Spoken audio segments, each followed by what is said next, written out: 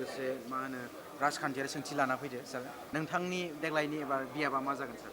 जोंथ' बाक्सा हिसाबैनो दं जोंनि गोजौनि जिखिनि दैदेनगिरि दं जों सावरायगासिनो दङ आरो थिग आङो सासे बाक्सानि दाबो एमएलए हिसाबैनो आंनि फारसे रायजो राजाया जि माने सनमान होनो नागिरो जिबायदि आंखौ लुबैदों बेनि सायाव आं सानदों गोजौनि दैदेनगिरिफ्रा सानगोन। नोंथाङा देग्लाय बादायनो थियारि ना? आं थियारि दङ बे गोजौनि सायावबो सोनारगोन। थारैनो होमबा बाक्सा माबायाव बियाबनिफ्राय नोंथाङा बादायनो थियारि थियारि पिपल दं दोलोनिफ्राय हय नंगौ आरो आङो लोगोसे पेपेल नोंथाङा एनडिए निफ्राय नोंसोरनि दोलोआ बा आफादगिरिया आनज्रायबोनायनि बाथ्रा बुंबाय थादोंमोन एनडिए बे निफ्राय समा थिनगोन समाजों आनज्रायगोन ना आनज्राया बेनि सायाव समा थिनगोन आरो सम फैब्लानो नोंथांमोना मोनथिनो हागोन।